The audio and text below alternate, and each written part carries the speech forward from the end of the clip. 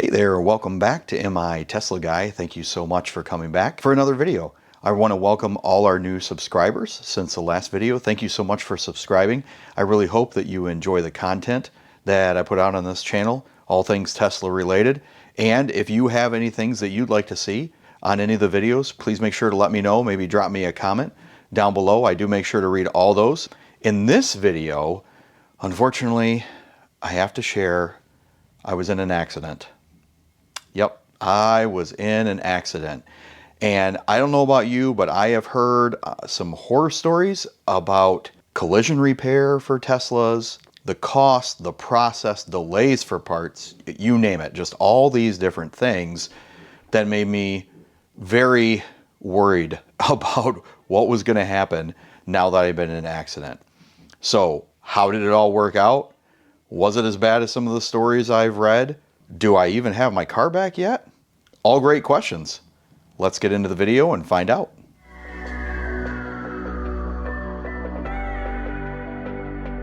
Well, as I mentioned, yes, I was in an accident. My car, only a few months old, and I'm already in an accident. I want to get it out of the way real quick and let you know I was not the at-fault driver, but let me set the stage for you a little bit.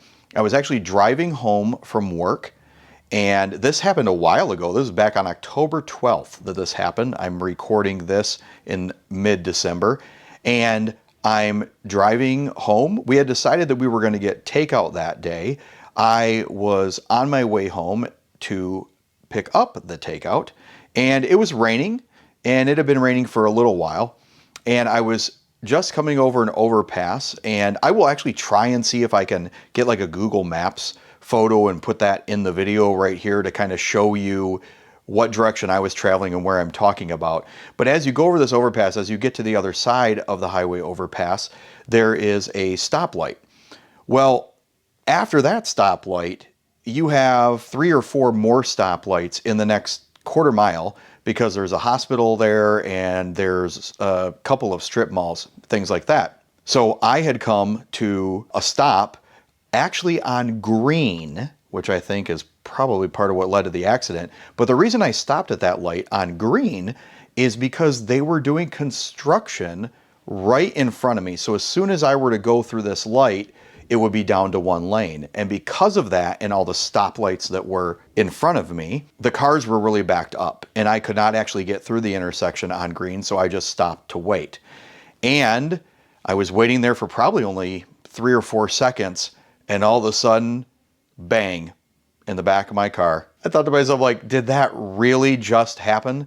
Because probably a second or two after I was hit, the cars in front of me started moving forward. So if this had happened just a couple seconds later, I would have been moving forward. It wouldn't have been an issue. Nonetheless, they were not moving forward and I was stopped. As you might imagine, a stopped vehicle at a green light was apparently unexpected to the driver who was behind me. As soon as he noticed, he slammed on his brakes as hard as he could, churned his wheel, and because of the wet pavement, and it hadn't rained for a while, so you get those kind of oils coming to the top of the pavement, he slid for quite a distance, according to him, and ended up hitting my car. The good thing about it is because he had been sliding for so long, he wasn't going terribly fast when he actually hit my car. We're guessing maybe 15 miles an hour or so. We both pull over and did the typical thing of get out, introduce yourselves to each other, kind of survey the damage. Now, he had never been in an accident before, so he really did not have a clue what to do. I unfortunately have been in 2 or 3 accidents.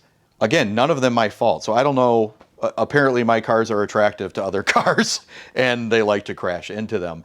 But to add insult to injury, it started pouring right after we got to the accident and pulled over. But I'll tell you, by the time it was all said and done, I was dressed like I am today. I had on a collar shirt and khaki pants and dress shoes.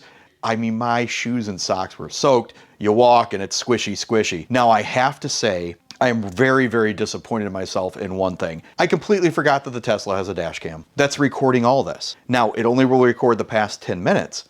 So had I hit the dash cam button or had I honked my horn, because when you honk the horn, it will also save the last 10 minutes, I would have actually had dash cam footage from the rear camera that would show the actual impact.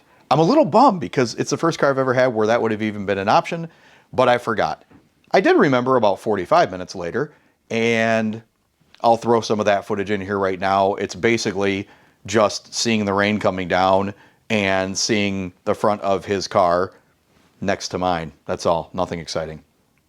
As far as the damage goes, I'm gonna put some video footage just to show you kind of the damage. It was basically the rear driver's side of the car. Scuffed it up pretty bad. Actually kind of disconnected the, I don't know if you'd actually call it a diffuser on my car, but where you see diffusers on cars, popped the rear bumper off a little bit. And some of it I didn't even notice till I got home. But all in all, not terribly bad. You can see that yourself as I kind of walked around the car in the video here.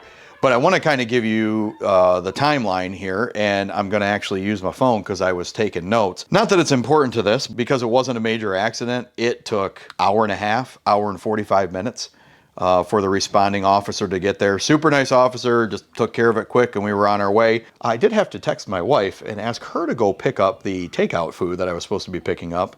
And I just reheated it when I got home, but she was just happy that I was okay. Anyway, so we did the whole swaps and everything. I won't bore you with response and all that other than what I just said. As far as the repair process, first off, the car was totally drivable. You probably could tell that as you looked at the video. No big deal. And so I drove it home, and I ended up calling our insurance representative the next day. I use a local insurance. My insurance is actually through Progressive, so I would say if you have your insurance through Progressive, especially if you have a Tesla, this will kind of give you an idea of how that works. Overall, it was a very positive experience, but I work with a local gentleman who's a friend of mine, super nice guy, and he kind of played middle person as far as Progressive went, and we started getting the ball rolling on that. Now, here in Grand Rapids, Michigan, where I live, we only have one Tesla certified body shop. That's a place called Kunis Auto Body, and so that's where I had to arrange to get it fixed. And October 14th, I reached out to Kunis, a very nice man named Jeff there, and I was actually able to hop over there on lunch and have him take a look at it. And took a few days, and he got me an estimate. And then I heard from somebody at Progressive a few days after that, letting them know they got the estimate and that it was approved. Now, you're probably wondering, what was the estimate? Okay, so they had to redo the rear bumper and that diffuser type area underneath the bumper.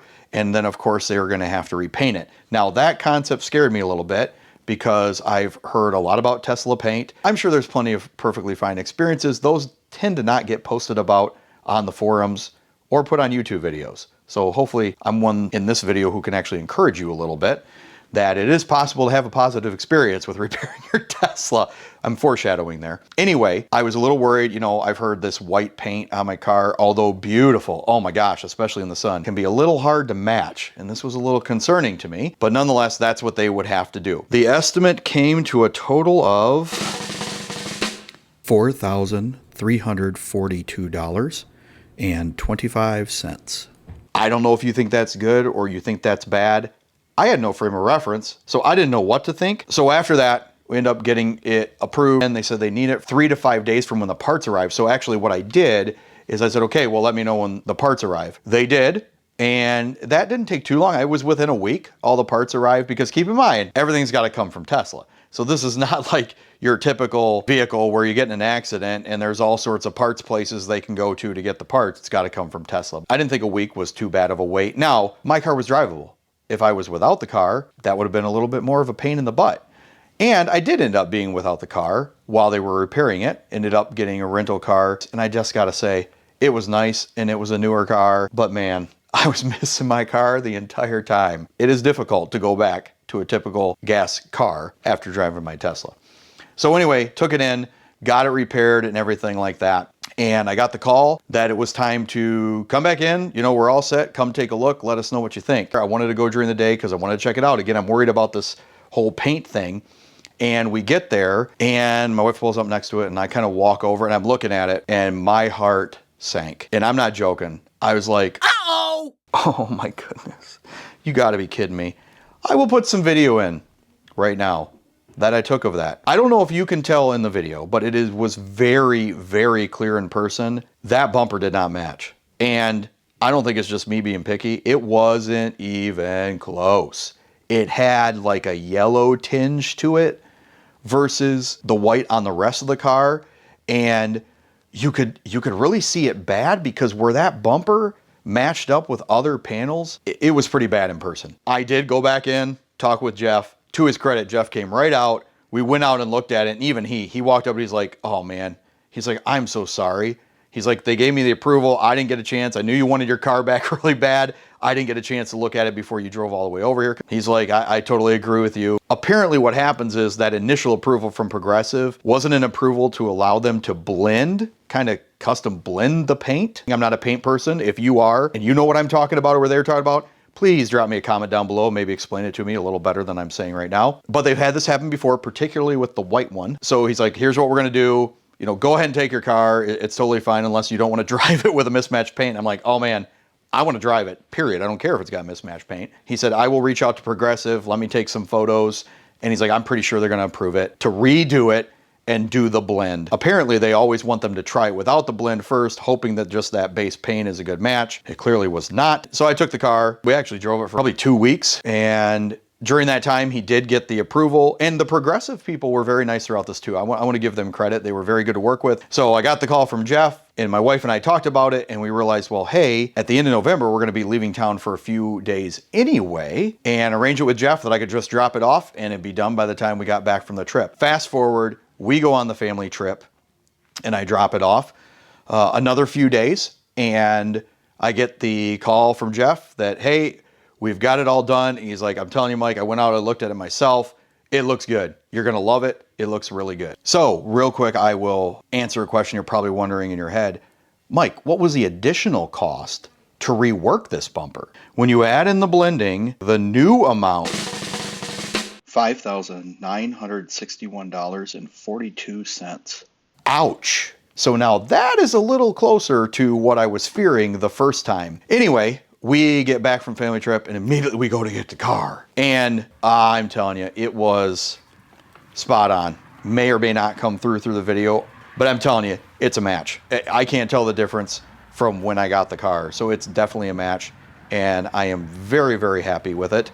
And I have been happily driving it since then. So that gives you an overview of the experience I had, the process I had. I mean, everybody's experience is going to be different. I always seem to hear all these horror stories out there, and I just wanted to put my experience out there. I personally don't think it's a horror story. Maybe this would have been a horror story for you. And again, I want to be fair. If my car was not drivable and I was without my car for this length of time, you're talking just shy of 2 months. I might have a different opinion, but it went well. I thought it went well.